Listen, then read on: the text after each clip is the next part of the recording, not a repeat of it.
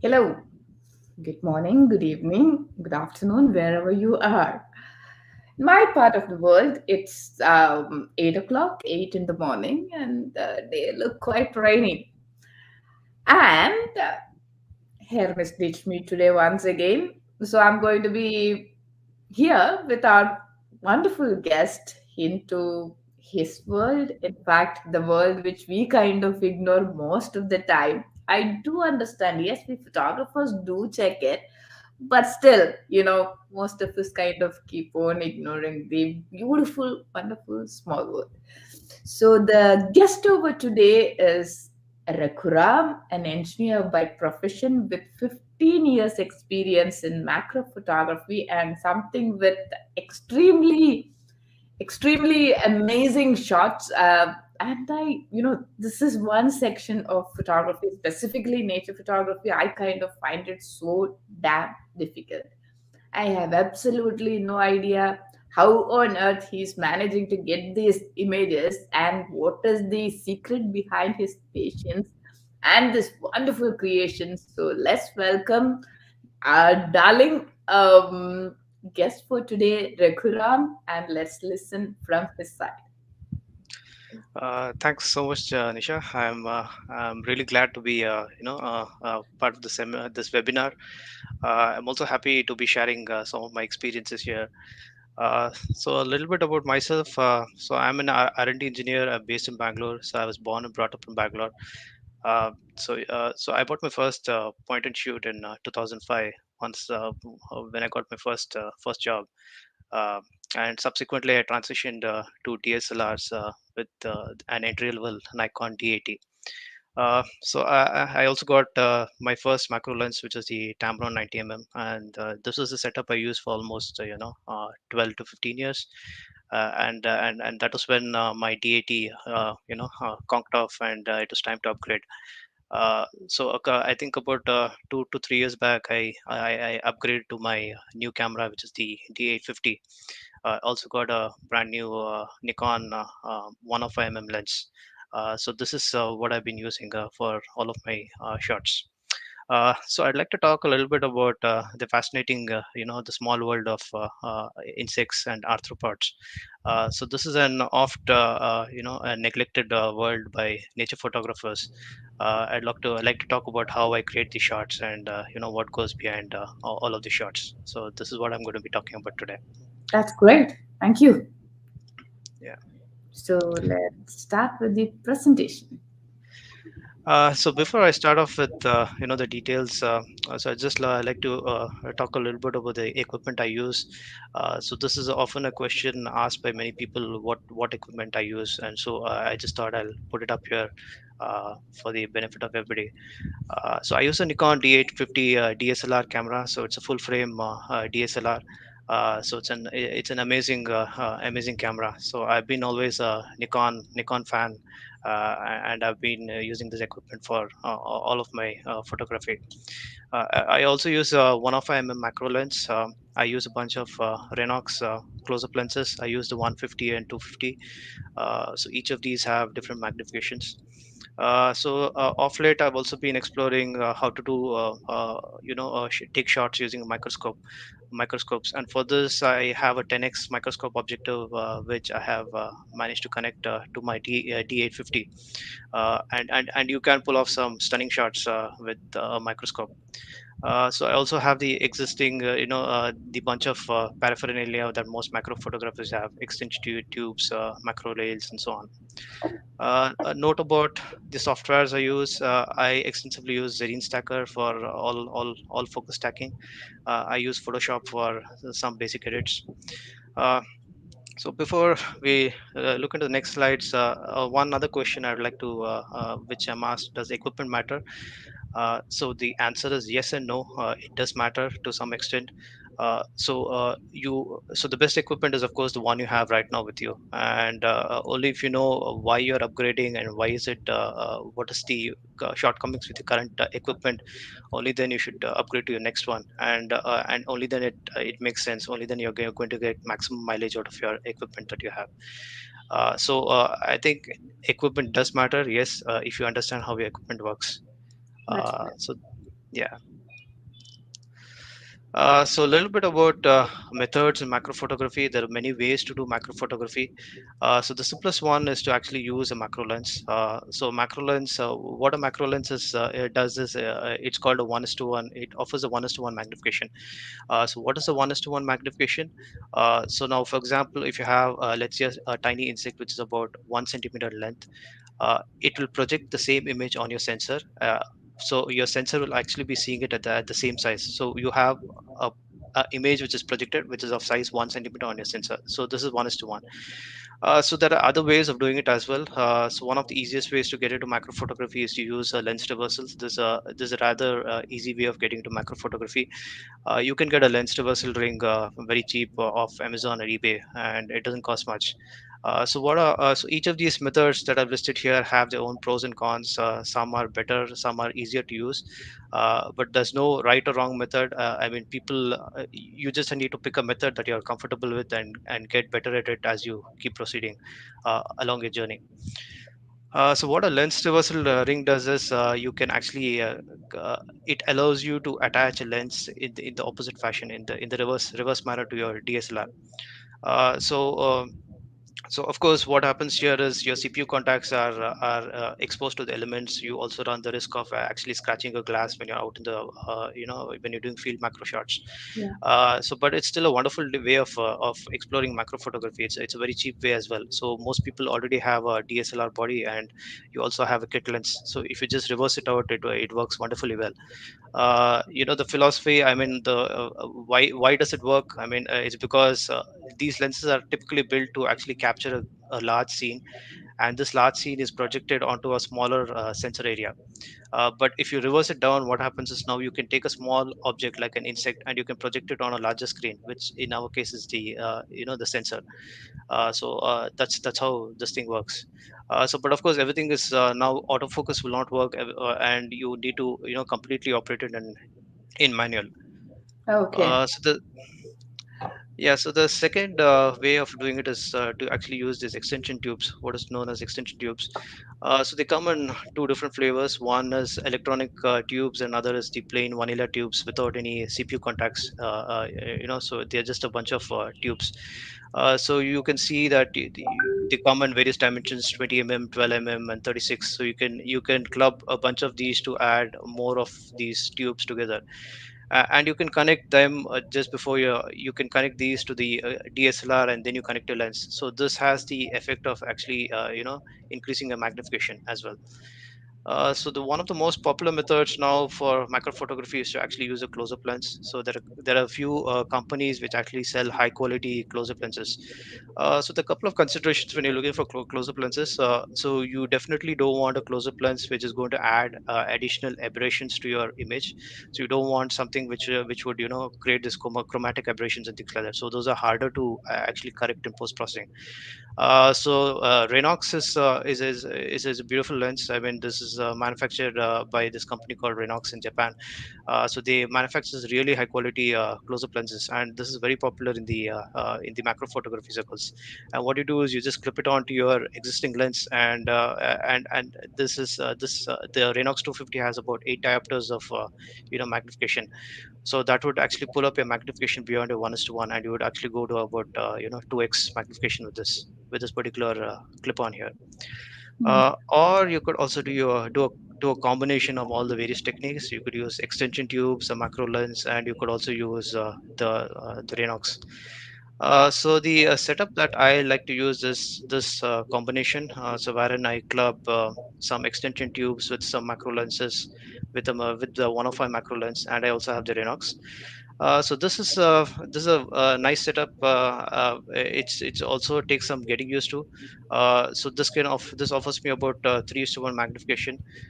So it is a reasonable magnification for field macro work. You can pull off some really nice shots with that. I'll show you in my next slides about I mean what kind of shots you can pull off with a combination like this. Great. So just a little note about how do we choose an exposure for macro photography. So we have this exposure triangle that all of us as photographers are aware. So on one side we have the shutter speed, on second side we have the ISO, and of course in third side we have the aperture.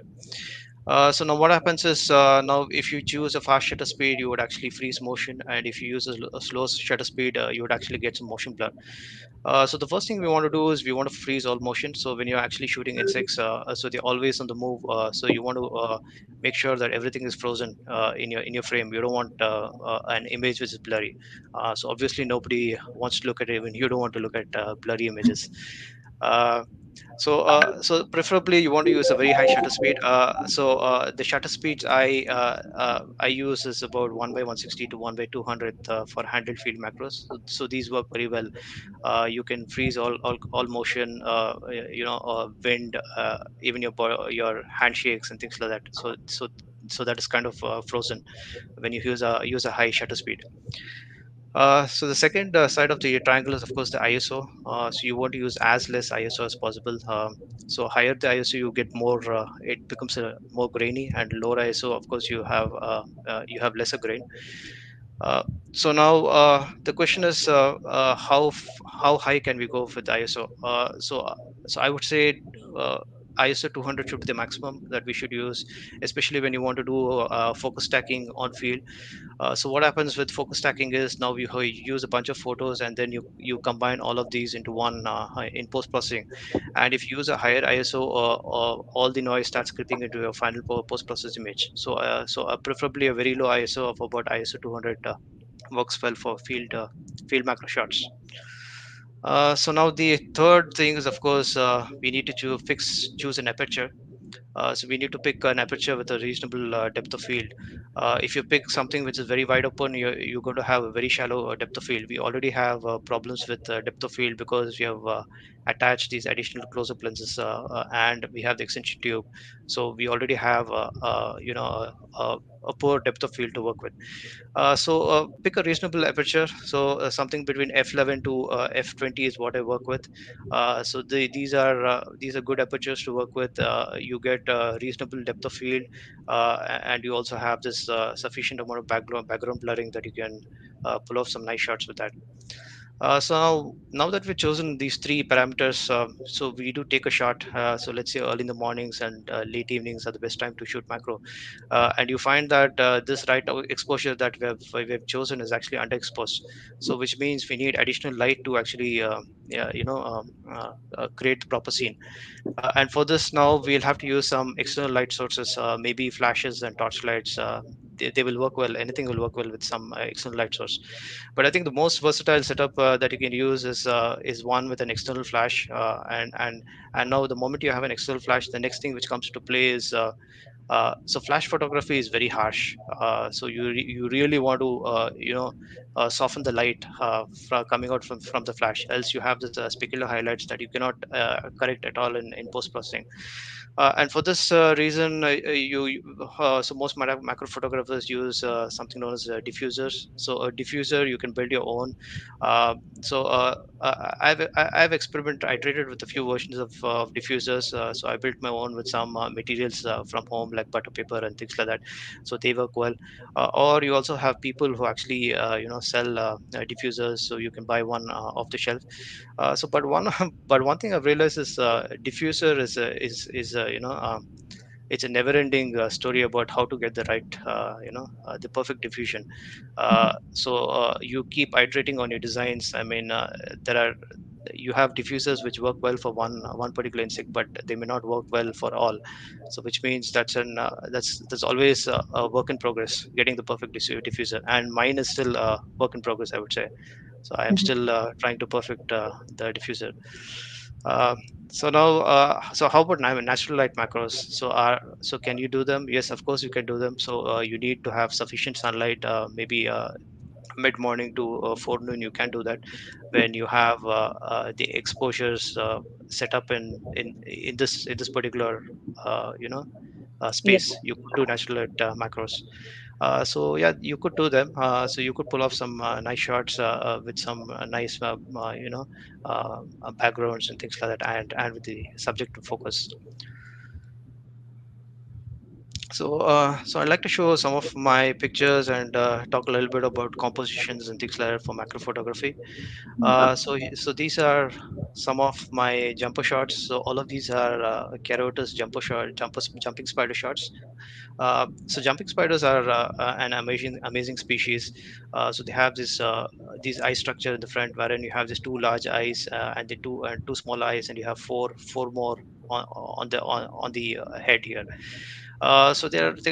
So in my opinion, they're one of the most photogenic spiders.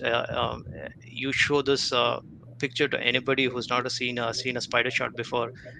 They're always amazed looking at this at these eyes. Eye level Okay. shots and of course below eye level shots are very impactful. Like with any kind of wildlife photography. The eyes are the most important, even in macros. They help make a connection. You can help say you can tell a story with this. And one more thing to notice when you have a subject with multiple eyes. Uh, so you need to keep your focus on the eye that is closest to you. Uh, so in the case of spiders, you have eight eyes. So always keep your focus on the eye that is closest to you. So of course, these shots are actually focus stacked. So I've taken a multiple shots and combined all of these into one shot in post processing. So this is of course a single shot. But these two are all focus stacked. The other two. So here's another shot of a dragonfly. So this is a dragonfly I shot mid morning. So there's sufficient amount of sunlight as well. And it was actually uh,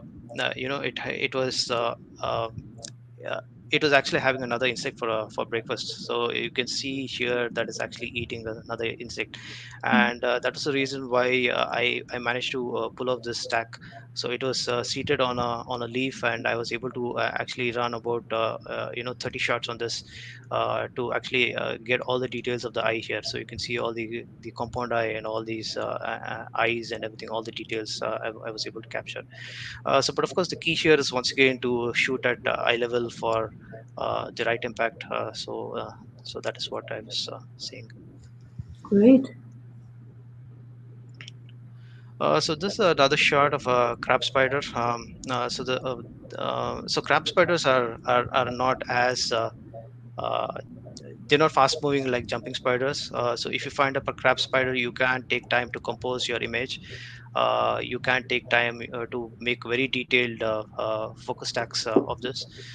So this is a focus stack I made with about almost 46 images, and the focus of the focal points go from all the way from here. I also like this little bit of fluff that the spider has kept on its as a part of its web. So I kept it in my final image as well. So that adds a little bit of interest to the overall image. So of course, all of these have been fused in my stacking software. I use Zerine for stacking to create this final image. Wonderful. So how about composition and macros? So there are two. There are some composition rules in photography: the rule of thirds, and of course the golden spiral. So you could use the same things. So this is a shot of two signal flies which are mating, and what I've tried to do here is I've tried to follow the rule of thirds here. So the eyes are the regions of the maximum interest. So that is where, as a viewer, you would look at the eye first, and then you would start progressing, along the rest of the details. So I've tried to keep the eye, at the intersection of these grids here. So this is the classic rule of thirds. It works very well. So this is a rule that I use often. Uh, yeah. So this is another shot of a leaf roller weevil. So I spot them occasionally on almond trees, and if you actually see an almond trees with cigar-shaped rolled really leaves, it means that you have a weevil at work in that particular tree. So Okay. these are wonderful species. So they just less than about a centimeter. I mean, maybe about eight mm in size. So what I've done is I've actually opted for a low angle shot with the sky in the background. try to make sure that the eye is on one of the the intersection points of the rule of thirds. So this is a shot that I opted for this weevil. Great. So sometimes the golden spiral composition is of course a bit harder to visualize, but sometimes in nature you can see them. So like for this in this millipede shot, you see that this is the golden spiral. So this is also known as the Fibonacci spiral.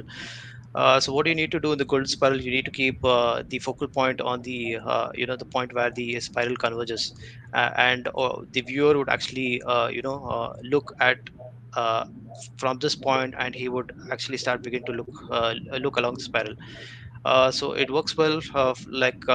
Naturally, you can see the golden spiral in many creatures, like for example, millipedes, centipedes, then also ferns. You could see these kind of patterns. But this is not a composition I use often. I mean, the golden spiral just happens. I mean, I also opted for a very tight crop in this, just to highlight the beauty of this centipede with all the details and all the way it's curled up here. So I thought it made for an interesting shot. It is.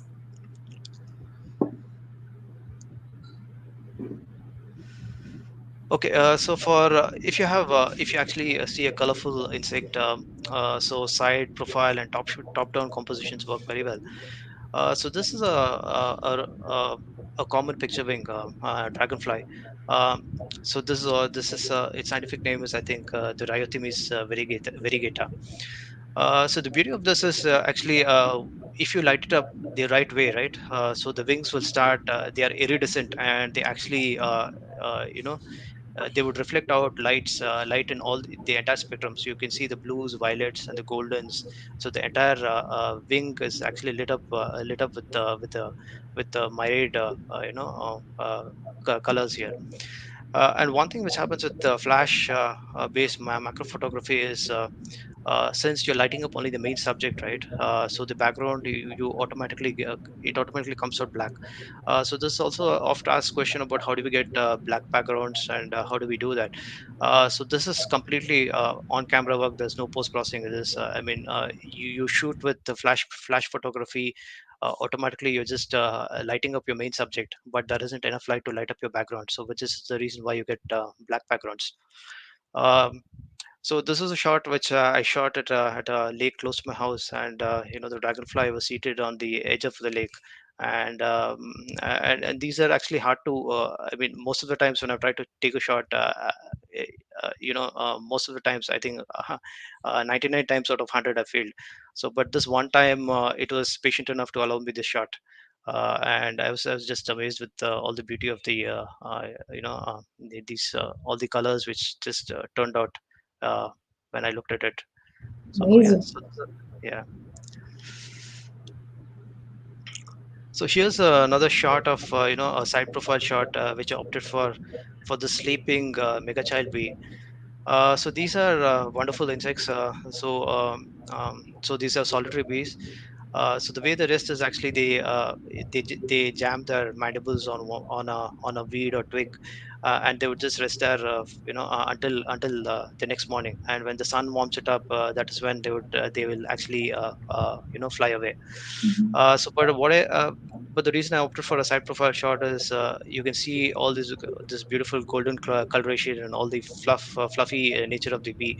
So there's something I wanted to bring out, and that's the reason why I've opted for a side profile shot here.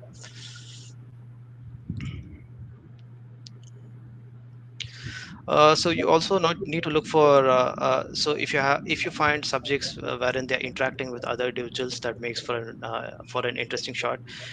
So these are a couple of plant hoppers that I spotted one morning. So these are very small creatures. Each of this is probably, this is about 8 mm, and this is about maybe about 9 mm in size, and this would be about 2 mm and 2 mm or 3 mm. So that's the max. So they look very much like the twig. They're very well camouflaged. They sit on these little branches. So unless you're looking for them, you probably wouldn't have seen them till now. So yeah, so that's the beauty of these creatures. But what I found very interesting about this is you see these two head to head sitting, and you see one of these actually you know uh, butting into the other's head. So it seemed like it was posing perfectly for me for the shot. And this is a shot which I'm very happy about, and very proud about. So I really like the shot. That's great. Wow. So this is another interesting shot that I like. So getting two of the same kind in a frame is special, but getting three macro subjects on one frame is actually very unique, I would say. So what's happening here is you have this crab spider. So the crab spider has actually taken down a dwarf honeybee, and so the crab spider injects the venom into the honeybee, and it just waits until it can suck it up. But what happens is now you have this little jackalflies. So jackalflies are barely visible to the eye. So these are less than a millimeter in size, I would say. So now these are very opportunistic flies, and they actually, they have, I think, a kind of symbiotic relationship with these crab spiders, and I see them so occasionally on crab spider kills. So they sit on the prey here, which is the honeybee, and they get their fill from that. So it's quite a brutal world out there, but it's also quite amazing the way nature works. This is amazing. So this is a short. This was actually one evening I was out for a walk, and actually saw these water wasps, which were resting in for the night on this dandelion bush, and so I decided I really needed to get back to that spot with all of my camera after dark, and luckily for me, the wasp was still there. So this shot would have been hard to pull off during the day because they are very active during the day, and you can hardly get close to them. But during the night, it's completely a different story. I mean, they're just resting over there, and you can actually take time to compose your subject. So here, I was lucky enough to get three of these in one frame. Yeah, so that's kind of it's kind of a special frame for me.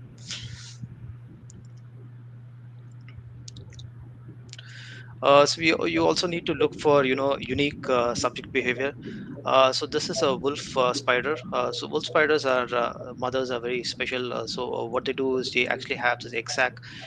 They carry the egg sac in their hind legs, and they will continue to carry them until the young ones from the eggs hatch. So they will continue to hunt and feed and forage with the sack, and they will carry it with them all the time. So I opted for a side profile shot here because I also wanted to show this unique behavior of how it carries the exact here. Yeah, so these are quite large spiders. So this is about a centimeter in length, or maybe about 1.2 centimeters. So these are actually pretty big spiders to look at. Yeah, so what made it more amazing is looking at this the exact that it was carrying. Great. So these are a couple of more shots with some unique behaviors. So this is actually a African monarch, butterfly caterpillar. So it's just getting ready for chrysalis or metamorphosis. So what's happening is here it attaches itself with its silk to one of the twigs, and then it just lets go of its legs, and it stays in this J configuration. And after a while, you would see that it would shed the skin, and then it would come out with a shiny case, and that would be the pupa. And within a few days, from this pupa, beautiful bright colored butterfly will emerge from it. So this is kind of a unique behavior which you should look for when you're actually shooting macros. Look for the things which are special, the frames. So these are things we need to look for. So on the right, this is another unexpected frame for me. So I was trying to get a portrait shot of this ladybug, but when I actually looked into my viewfinder, I found that it was actually feeding on these aphids. So aphids are actually they are plant pests, and so they are and one of the ways to control aphids is to actually use uh, ladybugs. So ladybugs are biocontrol agents. So it was quite amazing to actually watch the ladybug through my viewfinder. I saw that it was eating this aphid alive. Uh, it offered me just about 10 seconds of time to take the shot. So this is a very shallow stack. I managed to get about two shots here, so one on this and another on the eye. So I still thought it was an interesting shot, because of the way, this is a unique behavior wherein the ladybug is actually eating the aphid here.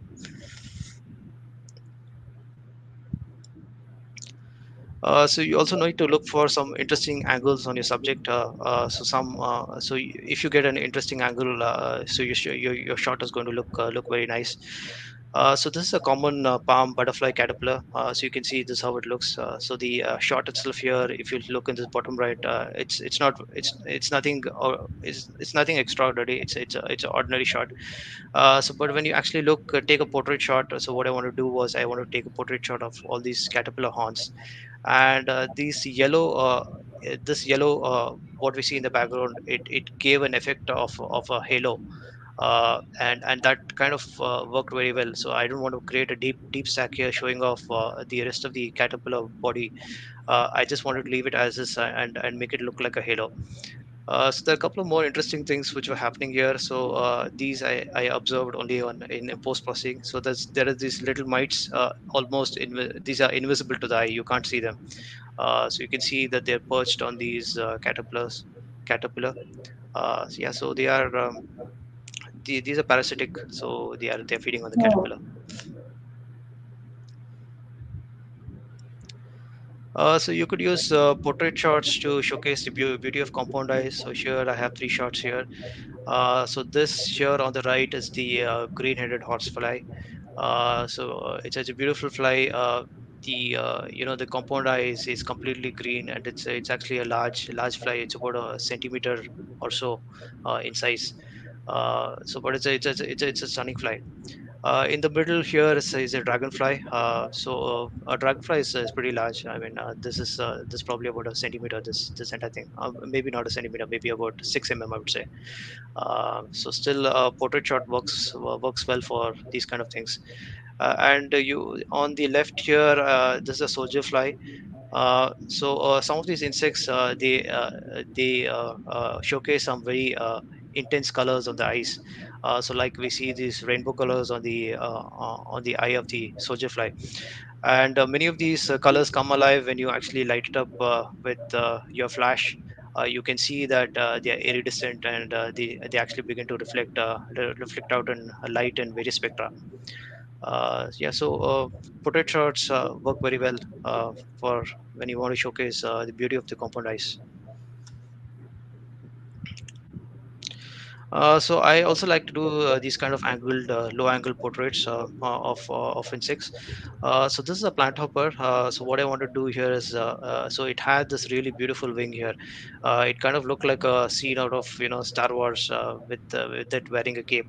And I wanted to opt for a low angle shot, also showcasing its the textures and the details on this wing. So according to me, angled portraits also provides lot of perspective about how the insect looks. Uh, and this is something I like to. This is a composition that I like to use. So you also need to mind how the background is. So this is a golden orb weaver spider. So these are large spiders, maybe about 1.2 centimeters this in size. So these are pretty big compared to the other shots, subjects that I shoot. This is a subject that I've been trying to shoot. I'd been trying to shoot for a while, and since it was completely black, so what would happen is you have everything which starts merging into the background, because flash macro photography, that's the very nature of how it works. So now the reason now one of the ways you can actually you can make your picture pop is to actually use background cards, or you could line it up against some flower or something like that. So here I use a textured yellow card to actually to bring out make the picture pop here. Uh, so on the right here I have a snout moth here. So very beautiful moth. It has this beautiful pink coloration, the oranges, and you can see these little the wing structure, how it is. They look like tassels. So I wanted to opt for this kind of shot here too, because it seemed a bit like it was posing with its wing. I also opted for a pink background here to give the image a little bit of pop. So I think background is pretty important. It can change the way your image looks completely when you use the right background. So you can also use the skies for backgrounds. So like in this case, I used the sky to as a background for this Mexican beetle portrait. So or you could also use a bright sky if you have to create a white hikey shot. And if you don't use the white background, this is how your normal macro shot will look like. So both of these are nice. But I think I like the hikey shot a little better. So it's a little unusual to see hikey shots. Not many people do it. But when you do hikey shots right, I mean they just look like it's a studio shot, but it isn't. This is how it looks straight out of the camera. So there have been some corrections, for example, in terms of the contrast and highlights and things like that. But this is how it looks like, both of these shots. So these are out of the camera. Great. So one other thing you could do is, so if you have a subject which is stationary, or so like in this case, this is a roosting clubtail dragonfly. I found in one of my late night macro walks. So what I was able to do is I was able to set up a tripod beside it with my camera, and I opted for an off-camera flash to create this kind of this interesting lighting here. So if I did not use it, then it would just look like a normal macro shot. So, but I opted for an off-camera remote flasher to for some interesting lighting here. Um, So these guys don't move if it is night. yeah, so mostly, I mean, so they are resting, right? I mean, and you need the sun to warm them up. So until the next morning, they will be sitting out there, and once the sun warms them up, is when they will start moving. Great. Yeah. So many of the shots I showed earlier were all focus tagged. So I'd like to talk a little bit about focus tagging. How do we do focus tagging? So one of the thing which happens is, once you get into high magnification photography, so you have a very narrow depth of field. And so what happens is, when you're actually trying to shoot a subject, so maybe you're shooting, let's say, a beetle. So you find that only a part of the antenna is in focus, and the rest of it is all out of focus. It's all blurred out because of the shallow depth of field. So one of the things you can do is you could actually focus tag to achieve the required depth of field. You could do handle focus stacking out in the field. It is a technique that many macro photographers, including myself, uh,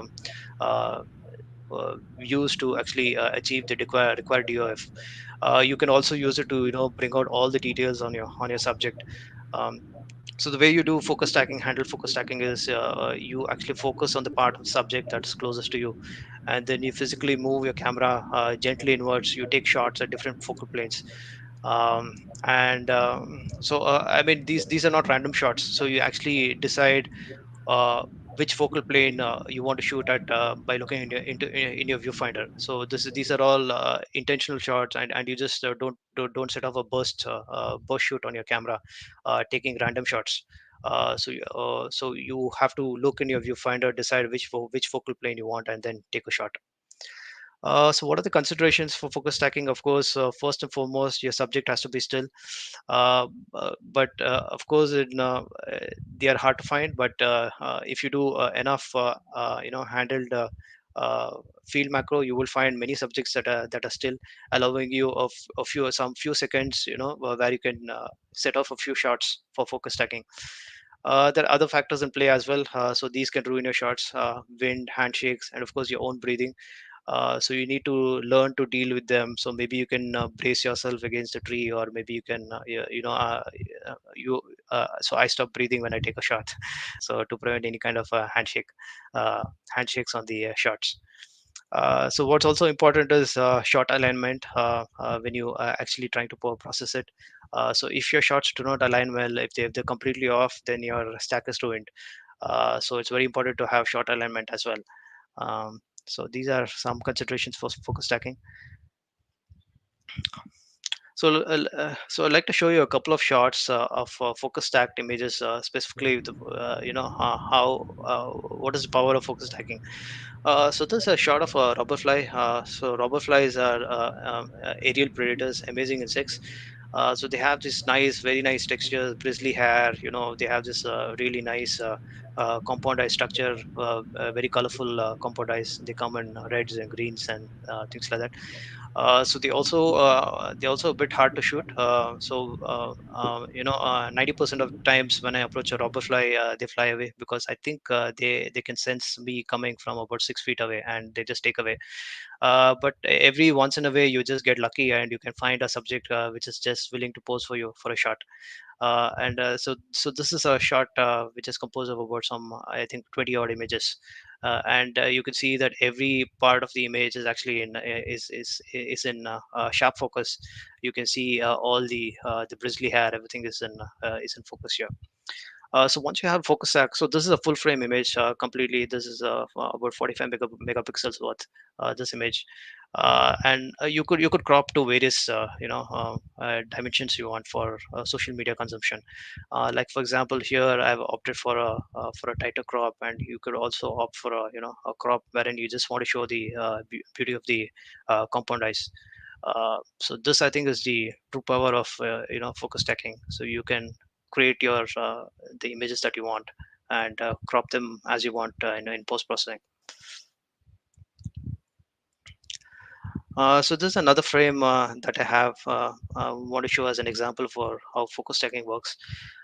So this is a juvenile gaudy grasshopper, and it's sitting on this Tridax daisy. It was so done stationary, and I managed to pull off about 40 shots here, straight from this point, which is the outermost point, down to the innermost point, which is somewhere here behind the Tridax daisy. Uh, so this is a full frame image that we're seeing here, and now you could crop them at various dimensions, and they're still very good images. Like you see, I've cropped it up to this just to show only the grasshopper. Still, everything is in sharp focus. Everything is stack sharp here. Or you could opt for even tighter crops and just show only the insect itself. Like in this case, this is a crop wherein you have only the torso of the insect. Or you could go a little more deeper and just show only the eye. So all of these work. Wow. Uh, yeah. So these are a couple of examples I wanted to show about uh, how focus stacking. I mean, how it helps you when you're trying to uh, do your post processing and create images for your social media profile. Right. I'd like to talk a little bit also about microscopy, photo microscopy. So what happens beyond forest one lenses that so according to me, forest one is actually the limit at which you can do handled macro photography. But I'm sure there are some very talented macro photographers who could go higher as well in the field. But I believe this is my limit. And beyond that, for higher magnification, what you should do is you should actually look at microscopes. So there are a couple of microscopes that we could variants, microscope variants, which are out there. So the first one is called the finite focused, and the second is called the infinite focused. So most vendors have now moved to infinitely focused microscopes, and finite focus is kind of deprecated. I don't see many people actually having microscope objectives in this range. So this is a graphic that I pulled off Nikon's microscopy website. So it's a very nice website with a lot of technical details about how do we go about photo microscopy. And I just wanted to pull in this graphic here to show what is finite versus infinite. So what happens in infinite focus microscopy is you have your objective and you have your subject here. And what happens is now this is going to project, it's going to converge all the rays onto a sensor plate here. And the sensor plate is, of course, our camera, or it could be our eyepiece here. So the eyepiece is another piece of glass that you use to view the image. But this would be where the image is being formed here. So this is finitely focused. So but what happens in infinitely focused is you have the objective, and the rays which come out from that are all parallel to each other, so which means the image is actually being formed at infinity. And now you need to use a second lens, and this is called the tube lens, to actually form an intermediate image plane. And this is where you would actually place your sensor, your or the DSLR's sensor would be placed here. So now the magnification of a combination lens system would depend on what is the tube lens focal length and what is the focal length of this objective itself. So there are some physics formulas which define what is the total magnification you get, and it so turns out that the length of the tube that you need to choose for this objective is about 200 mm. So it's about 20 centimeters of tube that you need to use here for this particular this particular segment. Um, so this is how microscope objective looks like, so there are these little markings.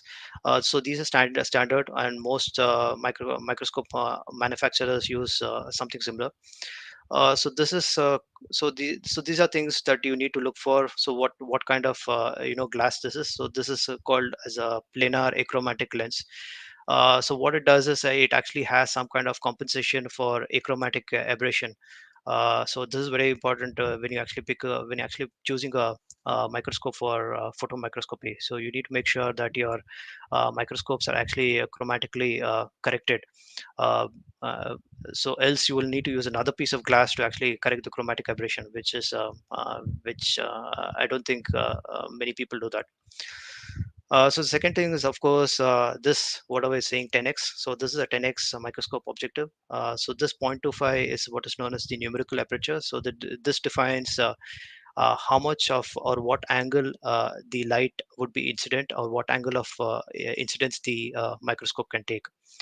So infinity indicates that it's infinitely focused, and WD indicates what is the working distance of this microscope. Here it's 10.5, which means that if you place your subject 10.5 mm from this microscope, uh, and a sharp image would be formed by this, the microscope. So these are so these are how you read. And also you have this yellow band here. So the yellow band is kind of standard across the industry. So yellow indicates it's 10x microscope objective.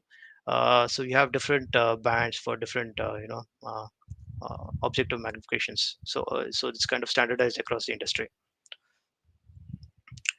Um, yeah. So how do we now go about connecting the microscope to the DSLR? So this is a setup that I use. So what I've done here is I've actually put in a bellows here as the uh,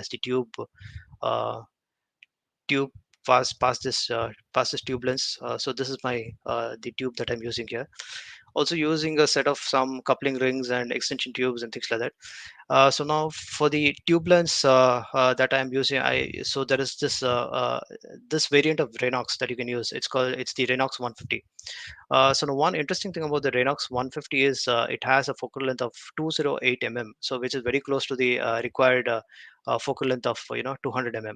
So the Renox 150 is very popular in the micrography circles, and many people would use this configuration.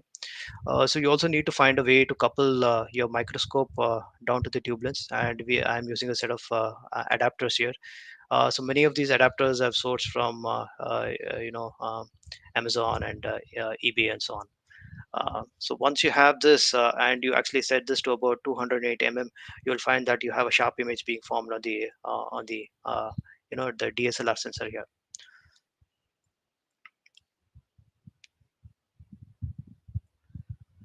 So what are the considerations when you're actually looking for micrography?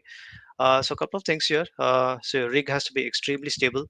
So you also need some kind of automatic macro relays, computerized macro relays. So the reason why you need this is because your depth of field is really shallow with microscopes, and the depth of field that you can achieve with the 10x is probably just about the thickness of a sheet of paper. So it's that shallow, and you need to be able to move your rail, move the camera, the entire setup with very minute movements. So So I'm talking in the range of about 8 to 10 micrometers. So that's the range in which you need to move to focus stack. So the other recommendations like fast shutter speed, low ISO, they still hold good. I also use the mirror up mode of my DSLR. So the reason I use the mirror up mode is in DSLRs you have this mirror which actually lifts up, and then once the shot is done, the mirror will slap back into place. But this entire operation of lifting up the mirror and actually slapping the mirror slap back, so that introduces this microscopic, with this very small, gentle vibrations, and they actually affect the final image quality. So this is another mode I use, the mirror up mode. Uh, so you also need to look for uh, how do you stage your specimen, and how do you prepare your specimen and things like that. So of course you need to do focus tagging for microscopy. That's so there's no getting away from that. And how about lighting? So there are two options for lighting. So you could look at continuous lighting, or you could look at a series of multiple flashes. Uh, so now once you have lighting, you also need to think about how will you diffuse it. So you can build your own custom diffusers for these. I will show you how I built mine. Diffuser for this for these flashes. Um, so I like to use these set of multiple flashes. So they help me control light exactly how I want it and where I want it to reflect. So you can control the output power of each of these flashes separately, and you can use that to control exactly how you want the final image to look like. So how about software and hardware requirements? So focus stacking is very intense on your computer. So you need lots of RAM, lots of CPU, and lots of memory. So you need lots of all of these resources to be able to successfully focus stack. So you also need a powerful dedicated stacking software. So I like the Zerine Stacker. So the people who do use Helicon Focus. So I think both of these softwares are very good. This is a software that I've been using, Zerine Stacker. Oh, So this. Uh, this is so your uh, shooting setup. yeah, so this is how photo microscopy rig would look like. So now for you need the entire thing to be really stable. So you need to fix it up on some kind of frame. And here I have my automatic rail, which can move in ranges of about a micrometer. And you have this entire thing which is connected here, and you have a set of three remote flashes that I use. So for continuous lighting, you could use these gooseneck lamps that you use for your houses and things like that. You could use a set of them. But I like to use these continuous flashes because you can control the flash power output of each of these separately, and you could create different kinds of portraits once you use this system of flashes. Um, yeah, so for diffusion, it's very simple what I use. So I just use some butter paper, it's wrapped in some this plastic foil. So it works very well, works wonderfully well when you want to diffuse. So you could use that this thing for even your existing flash handled macro photography as well. So it works well. So these are some example shots that you can get. So this is a highless, jumping spider. So I found this in one of my macro walks. I mean, it was deceased, so no harm done to this. So I managed to get it back, and thought it did need a closer look through the microscope. And the details were just amazing when you look at it, from a microscope. You can look at all the scales that you can see on this. This is not visible at all to the eye when you look at it. But once you look at it through the microscope, you can see this very nice pattern around the eye, and all the scales. They just come alive when you look at it through the microscope. Oof. So these are some shots of butterfly scales. So once again, so in field macro walks, you do occasionally find these butterfly wings. So I bring them home whenever I can find one. So the beauty of these is, this is, I think it's a swallowtail butterfly. I'm not sure which one. The beauty of these is, if you light it up the right way, you can see that the wings are iridescent. But if you just look at it directly, they would just look completely black. But you can actually pull in all the blues and things like, depending on which angle you're looking from. So you can see each of the scales, the details on it. I mean, it's just wonderful when you look at it from such close quarters.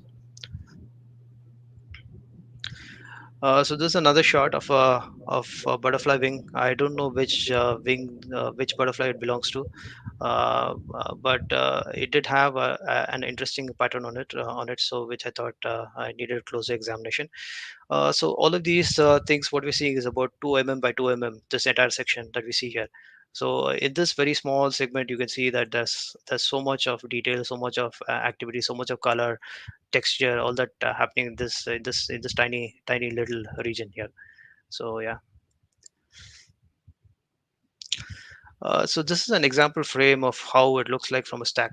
So you can see it has a very shallow depth of field. I was talking of this entire, the scene of about 2 mm by 2 mm. So which means this is just about the thickness of, or maybe lesser than the thickness of a sheet of paper. So now what you need to do is, you need to actually focus stack to actually create the complete scene.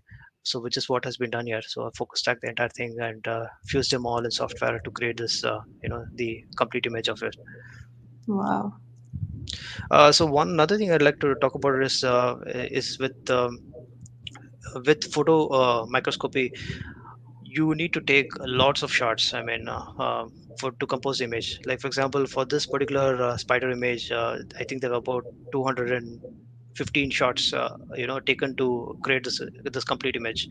Oh my God. Uh, yeah, so the higher the magnification, you need to take more shots. So for example, if you go 20x, you would have to double the number of shots to actually get something which looks reasonable. Uh, so of course, sometimes you get lucky. I mean, if you have a wing which you can place completely horizontal, you can take a fewer number of shots. You can get away with about 50, 60 shots, like for this image. But many a time you'll find that you're touching about 200 shots to compose an image. Wonderful. So plant life looks interesting as well under the microscope. So this is an example of some plant life. So this is a early stage lantana bud. So lantana flowers are really small. So they're about 4 mm in size. But uh, the bud is even smaller than that. It's probably less than probably less than a millimeter. So I just took this, just to see how it looks like under the microscope. But yeah, the colors and all these little, these things, the tentacle like things that it shows off. It just feels like it's something else. It looks like a sea animal, but actually it's just a flower. Wow. So this is the for macro photography workflow that I use. As a macro photographer, you need to develop your workflow to kind of ease things, to kind of speed up things. So this is what I use for all of the shots, including photo microscopy. So I always shoot raw. So of course I do some little bit of raw processing in Photoshop to correct the highlights and shadows. I always stack in TIFF. So TIFF is lossless, and once I get the stacked TIFF, I do some final edits in Photoshop. So maybe it's some cleaning up of the image that I've got from this, taking off some halos and things like that. So that I do it in this final edit. And it's only at this final stage where you're uh, you want to showcase your image on the web. So that's when I export to JPEG. So this is the only place where a lossless compression comes into play. But otherwise I try to keep everything as I mean, this is lossy. The rest of them I try to keep them as lossless in the chain of my workflow. Great. So some key learnings in my journey so far, as I've already talked about most of them. But some of them I'll just touch upon here. So you need to really master your camera settings. So you need to be able to make modifications to the exposure triangle on the fly. So you definitely cannot fiddle with your settings when you're doing a late night macro walk.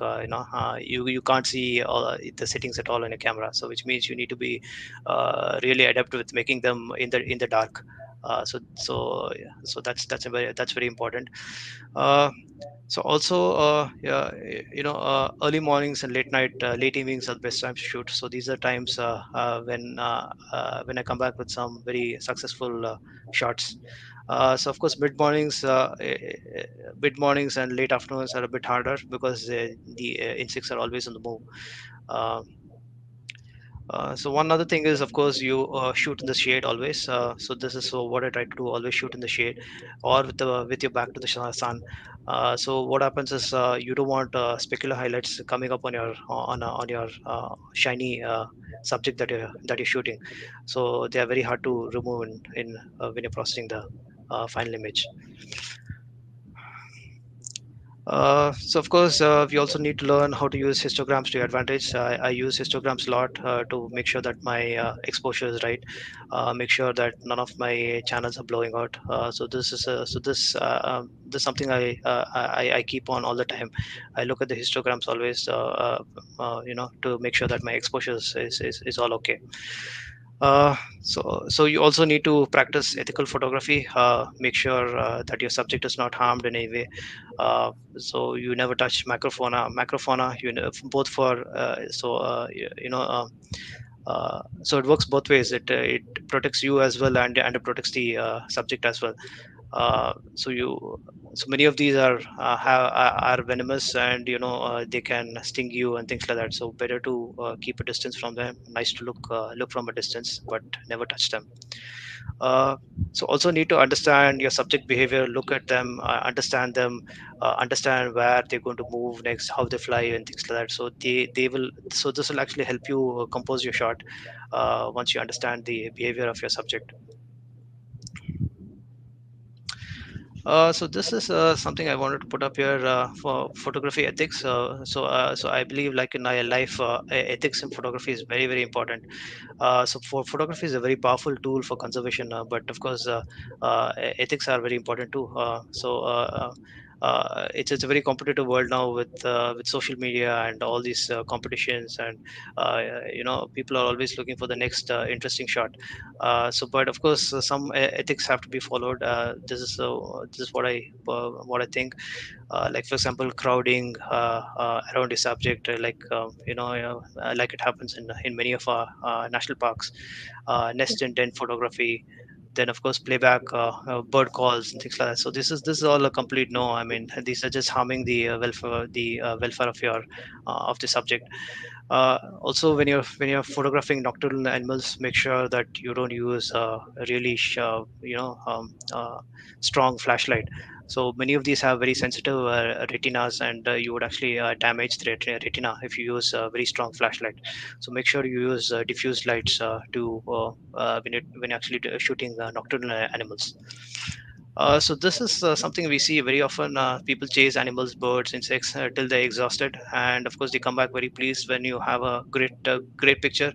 But what happens is now you have a subject which is completely exhausted and they cannot fend for themselves, and maybe you have a predator which is actually waiting to grab them. So which means you're breaking the natural cycle of what nature would have done, and you're placing these subjects at a disadvantage. You also see many people handling amphibians and reptiles for photography. So this is a complete no. So for example, you see many shots of people posing and staging lizards, putting them on the backs and things like that. So this is completely harmful for the subject, and should be avoided at all costs. Um, so of course, some other things, like for example, baiting is really bad because it alters the behavior of what you're trying to shoot. Like for example, there have been cases of people trying to bait raptors with snakes to get the perfect shot. But what you're actually doing here is you're actually altering the behavior of your raptors, which I think is not right. So in addition to all of these, some photography ethics for macros as well. So killing and freezing of creatures is a completely it's a complete no. So they are living beings too. I mean, and you need to be mindful of that. So we see many people actually wiring and tossing amphibians. So this, in my opinion, is once again a very cruel thing to do. I mean, these are something which you should take care of as a good photographer. So with this, I actually come to the end of what I wanted to talk about today. Um, Great, great. We have a bunch of questions too waiting for you. sure, yeah, thank So you. Yeah, I'm going to start from the bottom. right, okay, Mendoza is asking how you get this subject extreme macro. They are not living subject for sure. So I think we are going from the reverse side because we were talking correct, about yeah, ethics and when it comes to macro, especially extreme macro, it's not possible correct. in my understanding with a Right, living right. subject. Right. So extreme macro is completely with subjects which are no longer alive.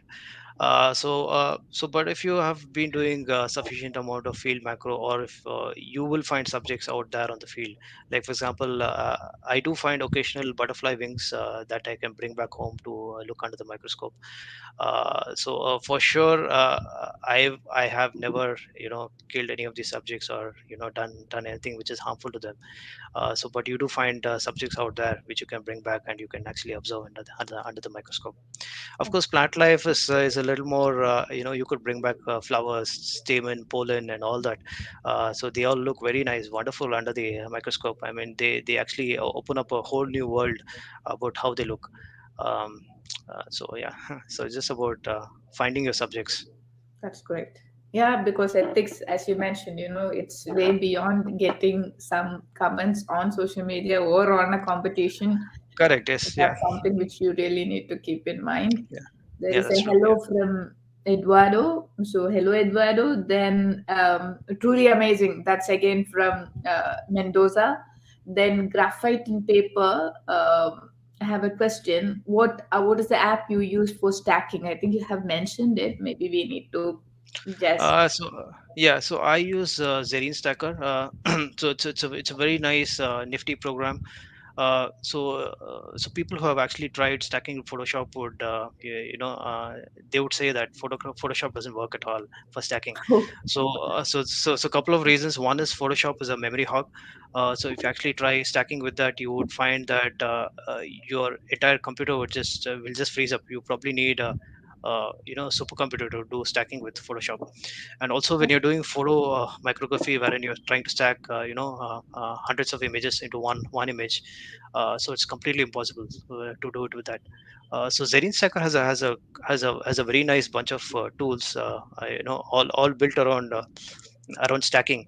And how do you touch up your image, and how do you bring in all the details into that. So the entire software is built around that. It's a very nifty software. Works with some limited amount of RAM, so you could get one working with about 16 GB of RAM. It works very well. That's great. See, I have never tried a focus tracking, so it's a question from my side. Um, Okay. so while you're taking the picture, you mentioned in the conversation that there are images with 200, different images stacked together. So while you take all these 200 images, is it the subject is going to be in one place without any kind of movement?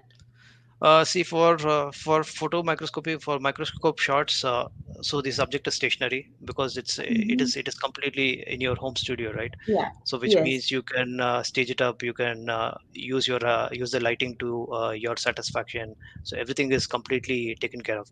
But for field macro shots, the maximum I've gone to is about 40-50 shots is between that. So during that time, you do need your subject to be stationary. So like for example, I was mentioning, right, like for example the crab spiders. So crab spider, if you find them, they're not fast moving creatures, so they will just sit around. I mean, they prefer just trying to stay hidden rather than running away. For some of these creatures, you could actually find that you could actually run a focus stacking on that. And also you need about maybe about a couple of minutes to take about 40-50 shots when you're running a handheld focus stack. So just about practice, just some regular practice. I think anybody can do this. I mean, it's pretty simple actually. I mean, once you get a hang of it, yeah. Oh my God. 40, 50 shots. I totally do understand when you're using a high FPS camera, then it is practically possible in few seconds. But then the moment you are talking about macro, first of all, finding the subject and getting it stable in one place, when it comes to stacking, it's like again for such a long time. It's quite of a story, man. Okay, Oh my thank you. God. And is there anything like, how many, what is the maximum numbers you have gone and the minimum you have gone with focus stacking? See, focus stack. I mean, there's no maximum. So the minimum you could use is about two shots. So like for example, the shot that I showed with the ladybug, so there are just two Yes. shots in that. So but that was a subject which was moving completely, and that was the max I could get. So but of course, I would have liked to uh, get a stack going over there, because that would have made for a spectacular image. But yes, the max you can go is the sky's the limit. I mean, so the higher the magnification, more number of shots you can get. So the minimum is of course two. Great. Oh, I think that was another question, same over here from Harpreet. How do you decide the number of shots to be required for the stack? So that's something I think depend on your condition. I don't know. No, actually, so that depends on completely on the kind of scene that you're trying to compose. So how much is the DOF you want to achieve with it? So you could do some very deep stacks, like for example, the weevil that we have in the background here, right? So there's a pretty deep stack. So if you see, it goes all the way from the legs or down to the very back, right? So it's quite a deep stack. But you could also stop just at the eye level. You could just do a stack at the eye level and just stop. So either of these work well. I mean, it's just what you want to compose, right? So you could just leave it over there.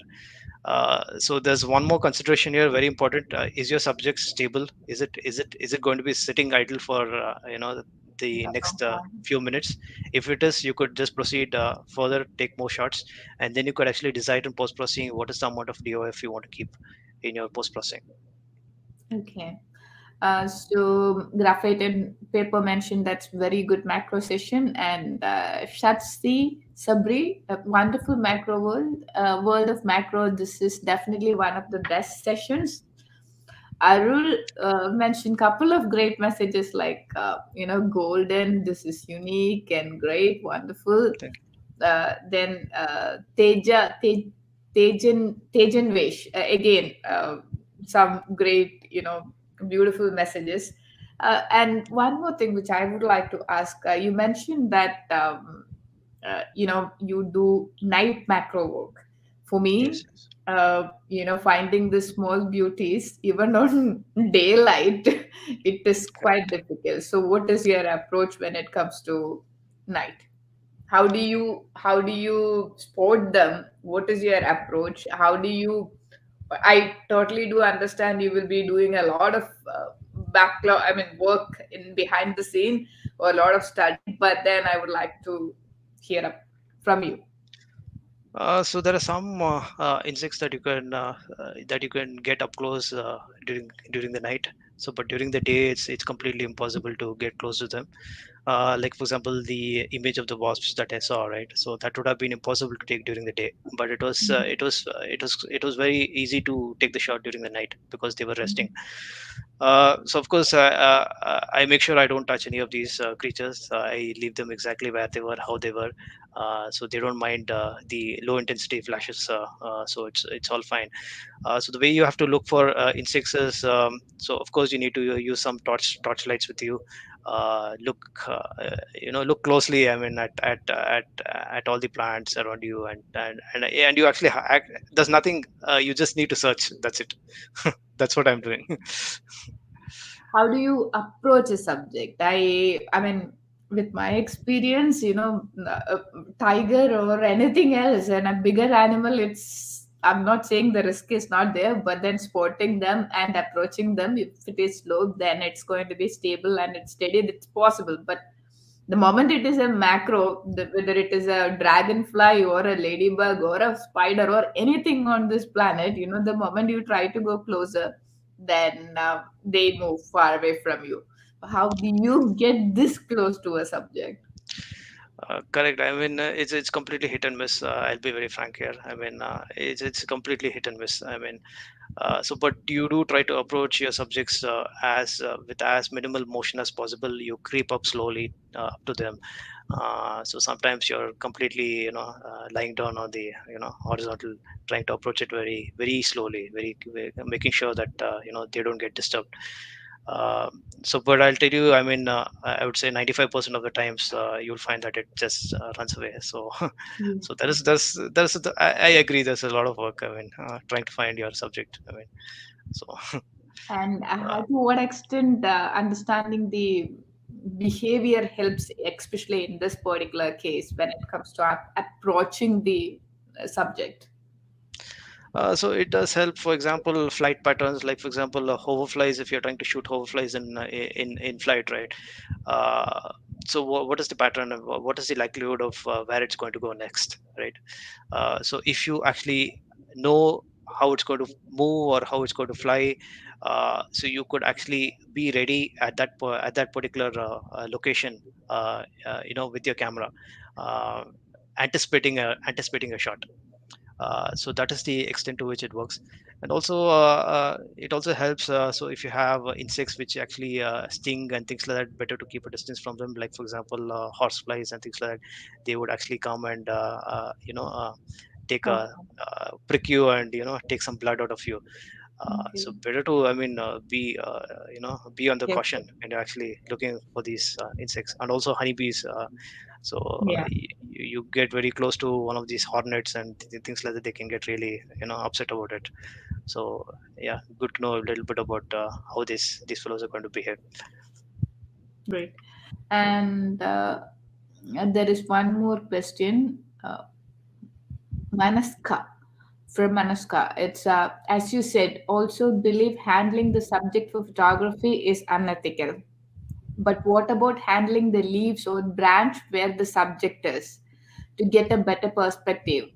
Is that considered as unethical for you? Well, I mean, so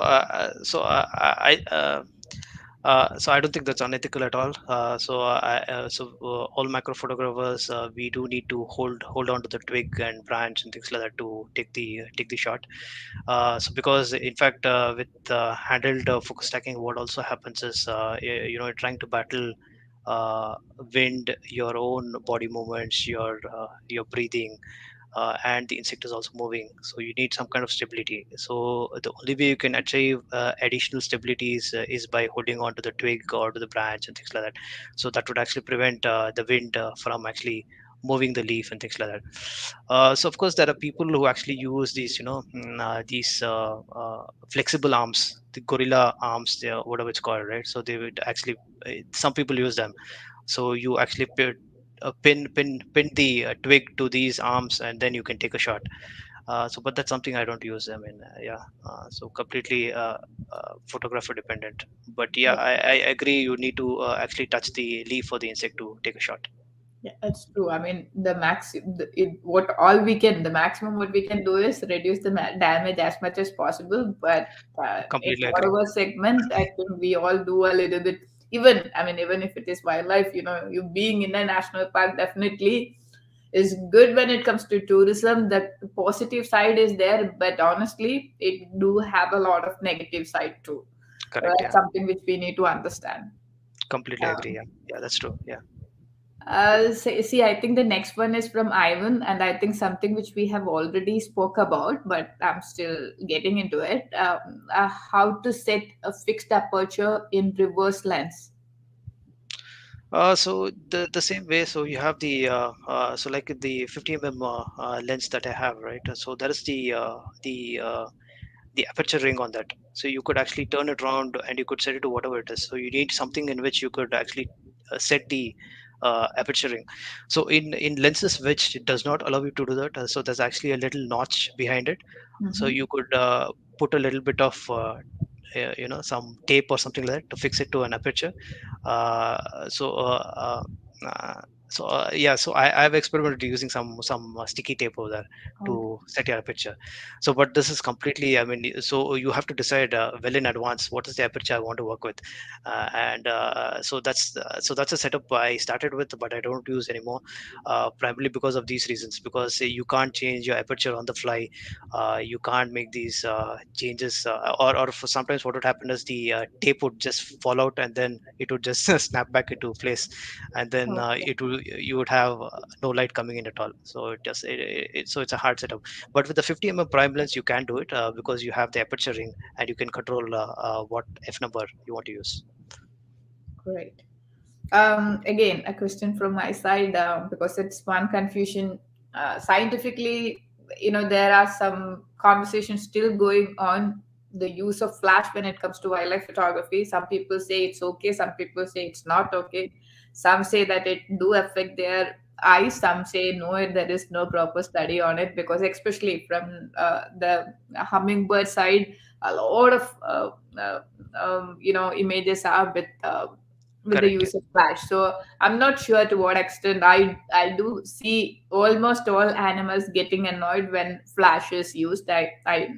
So what is there any study done on macro, especially because macro most of the time you will be using flashes. So do you have any scientific research, or you have ever come across any scientific research on this particular matter? No, I haven't seen any scientific literature on this. So, but I do see that. I mean, so what I use are a set of low intensity flashes. So I typically work at 1/8 to 1/32 of the flash, and there are also diffuse flashes. I don't see the subjects actually, moving away when I take these Okay. shots. So Okay. that's an indication that it's actually not getting affected by these shots. Okay. But I haven't seen any scientific literature to this effect. Okay. Of course, the only other way to do these kind of magnification shots is to actually use natural light. Mhm. So natural light macros are a bit more harder. You need to carry a lot more equipment out on the field, and it makes it very hard. So, for example, you need to use a slower shutter speed. So you'd be operating in probably about 1/20th of a second rather than 1/200th of a second, Mhm. to get more light onto your sensor. So now you need to also carry a lot of these tripods, gorilla arms, and things like that to actually pin your twig so that you have no wind shakes. You will also need to carry some diffusers, to diffuse your sunlight and things like that. So that's I think you need a lot of gear for that. And I mean, Yeah, I probably if you are, totally understand. yeah, yeah, I probably if you have a team working for you, then you can probably do all those. Yeah, but I haven't done those. Yeah. Manaska got one more question. Thanks, Post Trails, for conducting sessions like this on macro photography. I feel it's a very underrated genre in India. Being macro photographer myself, sometimes I feel quite disappointed. I totally understand. Yeah, this is definitely, I kind of find macro is one of the toughest segment when it comes to photography. But whether getting a good picture, the kind of effort you put in, it's not recognized as much as the other segments. So the species are, you think about conservation fact, you talk about tigers, that's the first thing which get Correct. into Yeah. your head. But when it comes to the small world, we all tend to ignore it. But yes, I think, So so unfortunately, uh, so actually, the largest extinction right now is happening in the arthropods. So the entire phylum is about 1.7 million strong, and most of the extinctions are happening right now in that. And most people don't even know about them. I mean, whatever is getting extinct. So that's the sad part about it. But of course, I mean, who doesn't like a shot of a tiger or a leopard and things like that? They are more photogenic. I mean, bugs. I mean, I so they think take. bugs are way more photogenic. Unfortunately, Yeah, we don't notice them. The more, the attention span for humans these days, it's so bad. And photographers like you, I mean, when it comes to photographers, again, most of the people are focusing on other stuff. So I'm not saying there are not many photographers when it comes to macro, but then the kind of work they publish and generally our interest. But then, what a wonderful session today we had, and what all different animals you have showed, and the details and how you approach. So it was amazing, and thank you so much for that. So Thank you. really Thank you. appreciate Yeah. Yeah. Okay. Thanks. Thanks a lot. Yeah. Thanks for the opportunity as well for thank to share my you. You experiences. know, Yeah. the whole platform is to share our experience and bring more people closer to nature and using photography or any kind of art in that matter. Even your words make a lot of sense. At least one person, if we can get one step more closer to nature, why not? That's the idea behind Paws Trails. And almost everybody who have already spoke, maybe we spoke to 100 different photographers so far after we started these sessions, and I'm really thankful to all of you for joining us and sharing your experience, and that's how we do this. And when it comes to conservation photography, this is nothing but what you are using your photography for. Taking photo is Correct. the first part, and the second part is going to be how are you going to use it for the betterment of mother nature.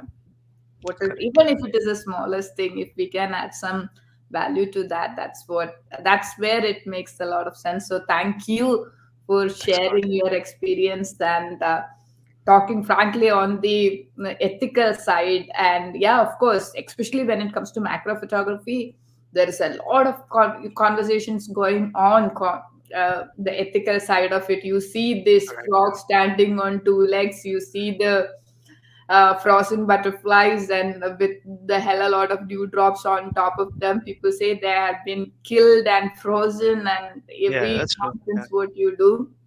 Yeah. So that is, I'm very very happy to see somebody who do extreme macro without killing an animal and looking No, for no, the. I have never killed any of these. I mean, I just love these little creatures.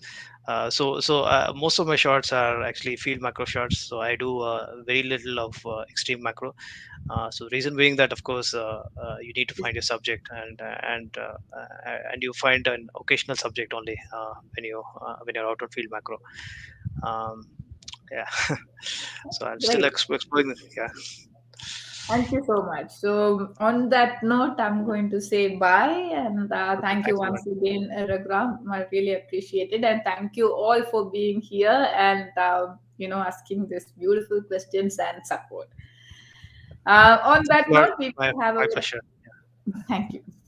Yeah. Thank you. Uh, so, on that note, we will be having our next session soon, and we'll keep you posted. Till that time, make sure you guys are safe, and you have. I am assuming that you all took your COVID vaccination. Still, things are not that great, so please take care, and let's catch up soon with another wonderful session like today's. Till then, take care. Bye bye.